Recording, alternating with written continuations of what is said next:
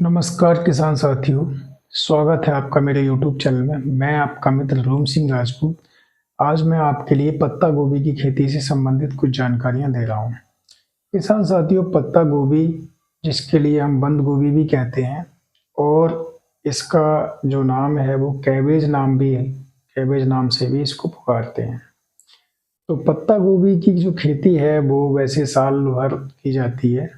साल के 12 महीने इसकी खेती की जाती है, लेकिन मुख्यतः इसकी जो खेती मैदानी क्षेत्रों की बात करें तो मैदानी क्षेत्रों में पत्ता गोभी की खेती जुलाई के महीने से लेकर और अक्टूबर के महीने तक उपयुक्त होती है, क्योंकि इस समय का जो समय होता है वो बरसात का समय होता है और गर्मी होती है। तो इस समय पर इसका जो उपयुक्त समय है वो रहता है। लेकिन ऐसा भी होता है कि पत्ता गोभी की खेती के लिए हम, जो कि अक्टूबर में भी अगर इसकी हम शुरुआत करते हैं, अक्टूबर में भी अगर इसकी हम बुवाई करते हैं, रोपाई करते हैं, तो फिर आगे ये हमारी सर्दियों में भी चलती रहती है। जैसा कि मैंने आपको शुरुआत में बताया था कि पत्ता गोभी की खेती को आप साल भर कर सकते हैं, 12 मास इसकी खेती की जाती है। लेकिन इसकी मुख्यतः जो मैदानी क्षेत्रों की बात करें तो वो यही इसका समय उपयुक्त होता है जबकि इसकी खेती की जाती है। तो किसान साथियों, बात करते हैं पत्ता गोभी की खेती करने के लिए कौन कौन सी मिट्टी का चयन करना चाहिए। मुख्यतः पत्ता गोभी की खेती करने के लिए हमको जो खेत का चुनाव करना चाहिए, जो मिट्टी का चयन करना चाहिए, वो बलुई दोमट मिट्टी सबसे ज़्यादा उपयुक्त रहती है, जिससे कि उसमें जल भराव की समस्या ना हो। वैसे हर प्रकार की मिट्टी में पत्ता गोभी की खेती की जा सकती है जिसमें कि जल भराव ना होता हो, क्योंकि जल भराव होने से जो पौधे होते हैं वो खराब हो जाते हैं। तो जल जल निकास का और ये विशेष ध्यान रखना है कि जल भराव की समस्या ना होनी चाहिए। ऐसी किसी भी भूमि में पत्ता गोभी की खेती की जा सकती है। मिट्टी के पीएच की बात करें तो मिट्टी का जो पीएच मान होता है, यानी कि जिसकी जो अम्लता की अगर बात करें, यानी पीएच वैल्यू जो होती है मिट्टी की, वो 5.5 से लेकर 6.5 के बीच में होनी चाहिए, तो ज़्यादा उपयुक्त रहती है। अब बात करते हैं किसान भाइयों कि पत्ता गोभी की खेती करने के लिए किन किन किस्मों का चयन अच्छा रहता है। तो किस्मों की अगर बात करें तो बहुत सारी किस्में आती हैं। देसी में हम बात करें तो आपकी देसी में पूसा है, और आपकी प्रभा है, रत्ना है, और इस प्रकार की इससे मिलती जुलती बहुत सारी प्रजातियां हैं जिनका हम चयन कर सकते हैं।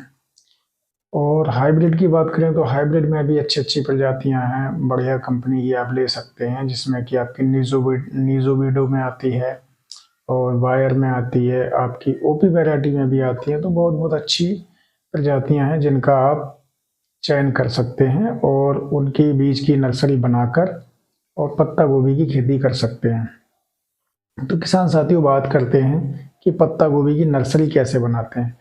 नर्सरी बनाने के समय हमें कुछ ध्यान देने की बातें होती हैं, जैसे कि नर्सरी जब हम पत्ता गोभी की बनाते हैं तो हमारे लिए बीज को अच्छी तरीका से मिट्टी में बो देना चाहिए। और मिट्टी की जो तैयारी करते हैं, जो कि जैसे रेस बेड बनाते हैं, रेस बेड इसलिए बनाते हैं जैसे कि अगर वर्षा के समय में अगर जल भराव होता है तो पौध हमारी खराब ना हो। रेस बेड बनाने के पश्चात में दाना के लिए हम बीज के लिए एक एक बीज करके बो देते हैं, और बोने के पश्चात हम उसमें ऊपर से उसमें कुछ हल्की मिट्टी उसके ऊपर डालकर और एक हल्की सिंचाई कर देते हैं।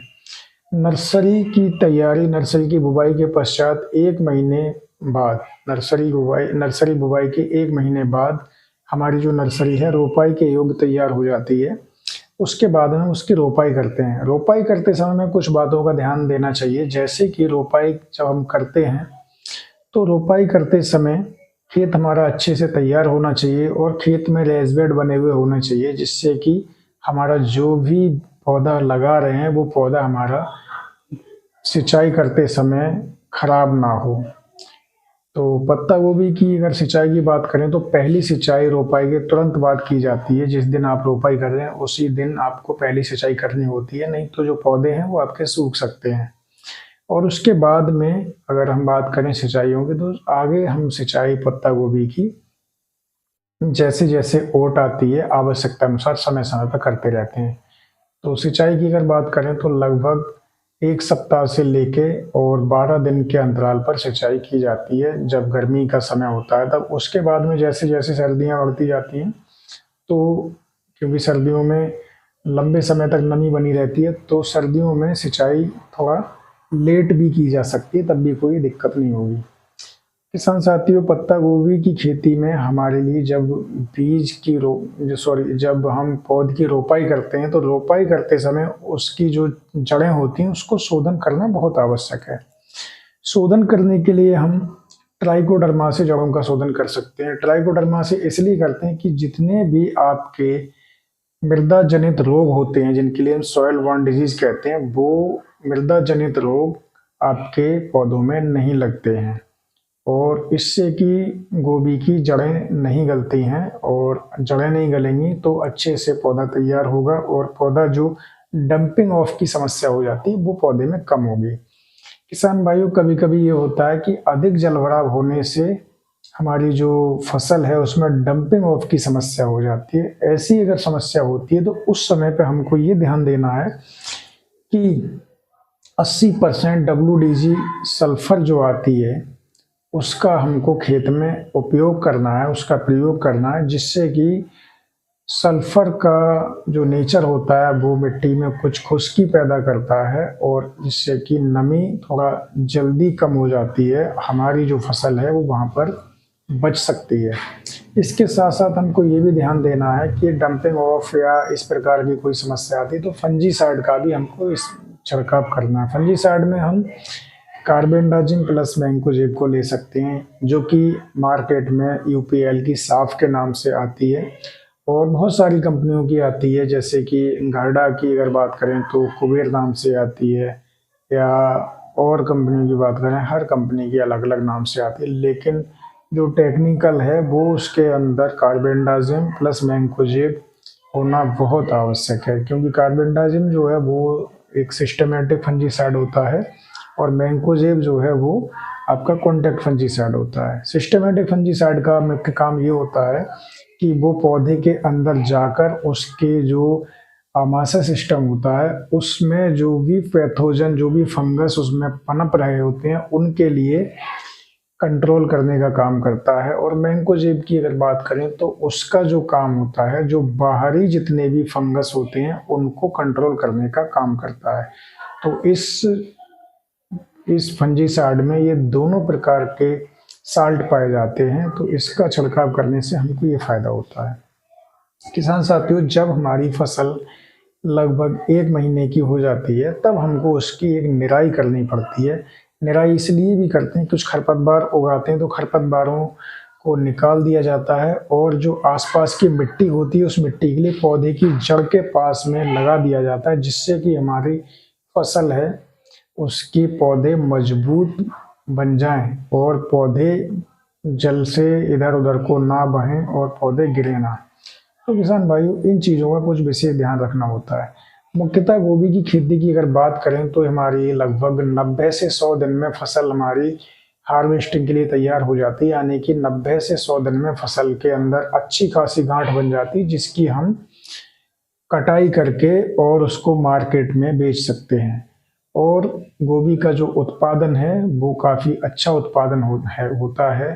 जैसे कि अगर बात करें तो बीघा में लगभग 25 से 30 कुंटल तक गोभी का उत्पादन हो जाता है। एकड़ की बात करें तो आपका लगभग 180 से 200 कुंटल तक प्रति एकड़ का उत्पादन गोभी की खेती से प्राप्त हो जाता है। और जिसका जो रेट है वो एक एवरेज रेट की बात करें तो आपका 10 से 15 रुपए किलो का एक एवरेज रेट होता है और अगर ऊपर निकल जाता है तो 20 से 25-30 तक चला जाता है और डाउन होता है तो 10-11 या आपका 8-7 भी कभी कभी हो जाता है। तो मुख्यतः एक एवरेज की बात करें 10 से 15 रुपए किलो का रेट किसान भाइयों को मिल जाता है, जो कि एक अच्छा रेट है और उत्पादन के अनुसार एक सही इनकम इससे जनरेट हो जाती है। तो किसान भाइयों, ये मैंने आपको गोभी से संबंधित कुछ जानकारियाँ जो थी वो मैंने आपके लिए दी। किसान भाइयों, कुछ और ज़रूरी बातें हैं गोभी में, जैसे कि गोभी के अंदर कुछ जो है इल्लियाँ लग जाती हैं, यानी कि कीड़ा लग जाता है। इल्ली की बात करें तो जो आपकी गिडार होती हैं, जो भी सूंडी जिसके लिए हम बोलते हैं, वो लग जाती हैं। तो इसकी कंट्रोल करने के लिए हमको प्रोपेनोफास और साइपरमेथ्रिन का उसमें छिड़काव कर देना चाहिए, जिससे कि इल्लियाँ नहीं लगें। इस चीज़ का विशेष ध्यान रखना है कि गांठ बनने से पहले हम कोई भी रसायन को लगा सकते हैं, लेकिन गांठ बनने के बाद में जब हमारी गोभी की फसल जो है कटाई के योग्य हो जाए, उस समय पे हम कोई भी कीटनाशक ना डालें, क्योंकि उस समय पर सबसे मुख्य बात ये होती है कि उस समय पर उसको हम किसी को खाने के लिए ले जा रहे होते हैं। तो उस समय पर अगर कोई भी हम कीटनाशक डालेंगे तो उसका प्रभाव कहीं न कहीं जो लोग उसको खाएँगे उन पर भी पड़ेगा। तो इस चीज़ का थोड़ा हमको विशेष ध्यान रखना है कि जो भी हमको कीटनाशक का और फंजीसाइड का जो भी हमें उपयोग करना है, वो हमको एक समय सीमा होती है, उससे पहले-पहले कर लेना चाहिए। उसके बाद में अगर हम करते हैं तो कहीं न कहीं जो भी लोग उसके लिए उपयोग करते हैं, जो भी उसको खाने के उपयोग में लेते हैं, उनके लिए, उनके स्वास्थ्य के लिए बहुत ज़्यादा वो प्रभावित करती है। तो हमें इन चीज़ों का विशेष ध्यान रखना चाहिए।